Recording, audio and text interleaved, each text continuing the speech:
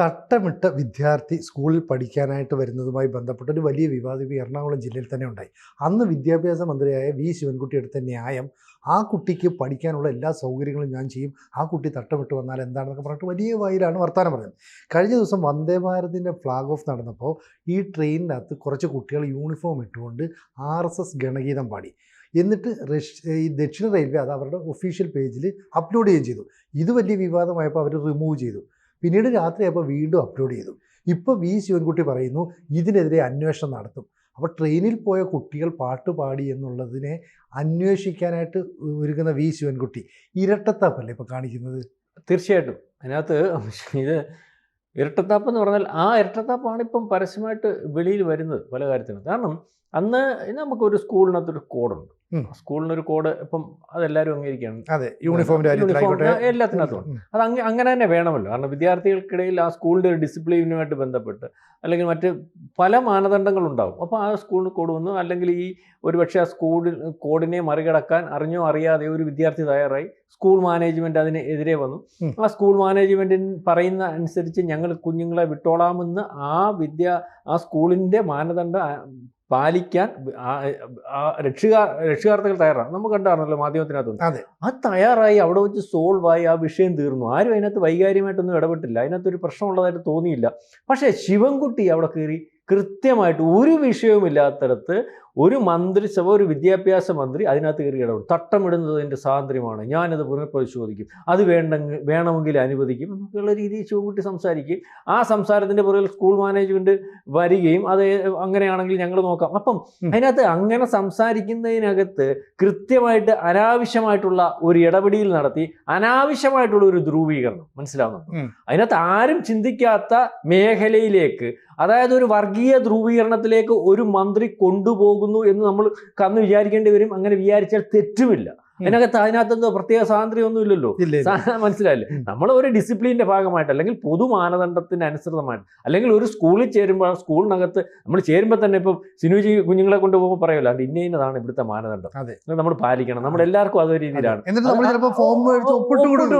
അതിനകത്ത് അത് മറികടന്നപ്പോൾ ഒരുപക്ഷെ അറിയാതെ അറിഞ്ഞുകൊണ്ടോ മറികടന്നായിരിക്കും. ആ മറികടന്നത് തെറ്റാണെന്ന് സ്കൂൾ ചൂണ്ടിക്കാണിക്കുമ്പോൾ അതൊരു വിഷയമല്ലാതെ അവിടെ തന്നെ പരിഹരിക്കപ്പെടുമ്പോൾ അതിനകത്ത് അത് വിഷയമുണ്ടാക്കാൻ ഒരു മന്ത്രി ഇടപെടുന്നു. ഇവിടുത്തെ വിഷയം തന്നെ ഇതിനകത്ത് ഈ വിഷയം രാഷ്ട്രീയ ലാഭമല്ലേ. ഗണഗീതം പാടി, അത് ഗണഗീതം പാടി എന്ന് പറഞ്ഞാൽ അത് RSS തന്നെ, നമുക്ക് പാടിക്കൂടെ? അതിനകത്ത് എന്തോ വർഗീയതയുള്ളേ. നമ്മളെ ന്യായീകരിക്കൊന്നുമല്ല. ഈ ഗണഗീതം ഒരുപക്ഷെ സ്കൂൾ കുട്ടികൾ അവിടെ പാടിക്കാണും. ആ സ്കൂൾ കുട്ടികൾ അത് പാടണമെങ്കിൽ അവർക്കത് അറിയാവുന്നതായിരിക്കും. അല്ലെങ്കിൽ ആ സ്കൂൾ കുട്ടികളെ കൊണ്ടുവന്ന് അത് ഈ വന്ദേ ഭാരത് എന്ന് പറയുന്ന ആരുടെയാ? വന്ദേ ഭാരത് എന്ന് പറയുന്നത് നമ്മൾ എത്ര പറയുമ്പോഴും BJP ഗവൺമെന്റിന് അനുകൂലമായിട്ടുള്ള ഒരു സംവിധാനത്തിൽ വന്നിട്ടുള്ളതാണ്. അപ്പം അവിടെ അതിന്റെ ഒരുക്കങ്ങളുടെ പുറകിൽ BJP തന്നെയായിരിക്കും എൻ്റെ ഉദ്ഘാടനത്തിന്. നമുക്കറിയാമല്ലോ, ഇപ്പൊ CPM-ന്റെ പരിപാടി, മുഖ്യമന്ത്രി വരുന്ന പരിപാടിക്കകത്ത് സംഘാടനം CPM, കാര്യങ്ങൾ കോൺഗ്രസിന്റെ അന്ന് കോൺഗ്രസ് കുറ്റം പറഞ്ഞിട്ട് വേറെ ആരും വരുത്തൊന്നുമില്ല. ഇല്ല, ഇതിന്റെ സംഘാടനത്തിൽ ഇപ്പം വന്ദേ ഭാരതിന്റെ ഉദ്ഘാടനം അങ്ങ് പൊളിഞ്ഞാൽ സന്തോഷമാണല്ലോ, ബാക്കി പാർട്ടിക്കാർ കുറ്റം പറയുമല്ല. അത് അങ്ങനെയാണല്ലോ, അത് പൊളിഞ്ഞു, ആ പരിപാടി പൊളിഞ്ഞു. അപ്പൊ ബാക്കി പാർട്ടിക്കാർക്ക് അത് രാഷ്ട്രീയ നടത്താം. ആ വലിയൊരു പരിപാടിയാണെന്നല്ലോ എന്നിട്ട് നടത്തിയിട്ട് എന്താ ആൾപേരൊന്നും ഇല്ലായിരുന്നല്ലോ, ജനങ്ങൾ പൊളിഞ്ഞു പോയല്ലോ. അപ്പൊ അത് പൊളിയാതിരിക്കാൻ നോക്കേണ്ട അവരുടെ കടമ. അപ്പൊ അവരവിടെ കൊണ്ടുവരുന്ന സംവിധാനങ്ങളെല്ലാം അവരുമായിട്ട് യോജിച്ച് നിൽക്കുന്നതായിരിക്കും. മനസ്സിലായി? അവിടെ കൊണ്ടുവരുന്ന കുട്ടികളും ഇതായിരിക്കും. അപ്പൊ അതിനകത്ത് പാടി ചിലപ്പോൾ അതിനകത്ത് ഒരു സ്ക്രൂ വെച്ച് കൊടുത്താണ് ഇത് പാടിയാൽ മതി. അല്ല, തെറ്റു പറയാൻ പറ്റില്ല. കാരണം ഈ കുട്ടികൾ RSSന്റെ നിയന്ത്രണത്തിലുള്ള ഒരു സ്കൂളിൽ പഠിക്കുന്ന കുട്ടികളാണ്. അവർ ഇത് പഠിച്ചു പാടി പരിചയമുണ്ട്. അവര് ട്രെയിനിൽ പാടി. പക്ഷെ പാടണമെന്ന് പറഞ്ഞു കാണും. രാഷ്ട്രീയലാഭം ഇതിനകത്ത് നമ്മൾ ദീർഘമായിട്ട് പരിശോധിക്കുമ്പോൾ അതിനകത്തൊരു ഗണഗീതത്തിനകത്ത് അതിന്റെ വരികളെ എടുത്ത് ഇവിടുത്തെ മാധ്യമങ്ങളൊക്കെ രാവിലെയും വൈകിട്ടും പറയും, വരികളെ എടുത്ത് പരിശോധിക്കുമ്പോൾ അതിനകത്ത് ഒരു ജാതിയില്ല, ഒരു മതവും ഇല്ല. ഇവിടുത്തെ നദികളും പുഴകളും മലകളും അല്ലെങ്കിൽ അതേ രീതിയിൽ പ്രകീർത്തിക്കുകയാണ്. അപ്പൊ അതിനകത്ത് യാതൊന്നുമില്ല. അപ്പൊ ഇത് എടുത്തു വെച്ച് വൈകാര്യമായിട്ട് സതീശൻ വരുന്നു. ഈ സതീശനാ പറഞ്ഞത് ജമാഅത്തെ ഇസ്ലാമിയെ കൂടെ ചേർത്തപ്പോൾ മാധ്യമങ്ങൾ ചോദിച്ചോ പറഞ്ഞത് അതങ്ങ് മാറ്റി കേട്ടോ. അവരുടെ ഭരണഘടന ഇപ്പോഴും അങ്ങനെ നിൽക്കുന്നത് ഒരു മതരാജ്യ സംവിധാനം, അതിനെയാണ് ഞങ്ങൾ ജനാധിപത്യത്തെ അനുകൂലിക്കുന്നേ ഇല്ല. അതിവിടെ പറയാൻ പറ്റാത്തതുകൊണ്ട്, അല്ലെങ്കിൽ ഇവിടെ ഉറച്ചു പറഞ്ഞാൽ അകത്ത് പോകുന്നതുകൊണ്ടോ മിണ്ടായിരിക്കും.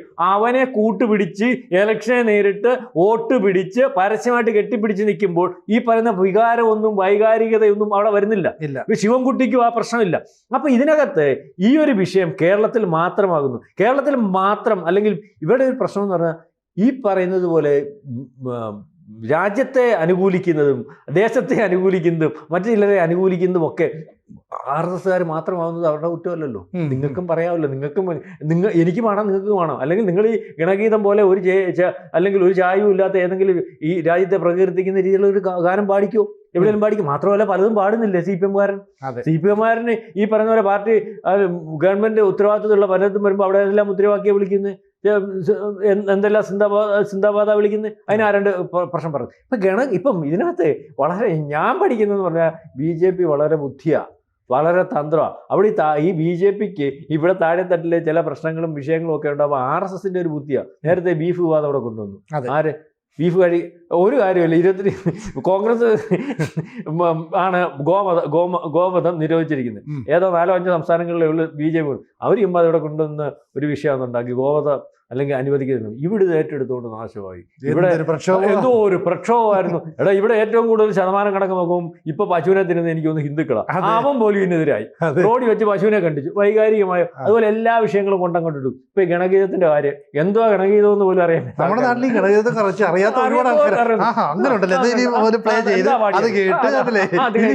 ഇപ്പൊ ട്രെയിനിലും ബസ്സിലൊക്കെ പോയി കഴിഞ്ഞാൽ നമ്മൾ ഇതായിരിക്കും, ഇത് എന്തുവാണെന്ന് അറിയാനുള്ള ആകാംക്ഷയോടുകൂടി ഇത് എല്ലാവരും അറിയും. മണ്ടത്തരല്ലേ? പിന്നെ മണ്ടത്തര. ഇത് വേറൊരു രീതിയിൽ ഇവരെ കൊണ്ട് അവരുടെ അതിനകത്ത് പണിയെടുക്കാൻ ആളില്ല. അവരുടെ RSS നോക്കുമ്പോൾ BJP എല്ലാം അങ്ങോട്ടും ഇങ്ങോട്ടും ശാലം തെറ്റിലും കാലിലും പ്രശ്നമൊക്കെ ഞങ്ങളുടെ അതിനകത്ത് പണിയെടുക്കാൻ ആളില്ല. എന്നാ പണി മറ്റവന്മാരെ കൊണ്ടെടുപ്പിക്കാം. സതീശൻ പണിയെടുക്കുന്നു, CPM പണിയെടുക്കുന്നു. അല്ല, ഇത് വലിയ വിഷയം. സതീശൻ KC വേണുഗോപാൽ ഏറ്റെടുത്തു. ദേശീയ തലത്തിലേക്ക് എത്തും. അവിടെ എത്തുമ്പോഴത്തേക്ക് ഇനി എല്ലാവരും ഇത് വെച്ചോണ്ടിരിക്കും. കാരണം ഇത് എന്താ ഗണഗീതം പാടിയത്? എന്താണ് പ്രശ്നം? സൗത്ത് റെയിൽവേ പിൻവലിച്ചിട്ട് വീണ്ടും അത് വിട്ടല്ലോ. എന്താ ഇട്ടത്? അപ്പൊ അതിനകത്ത് ഇടപെടൽ മേളിയുന്നുണ്ടല്ലോ.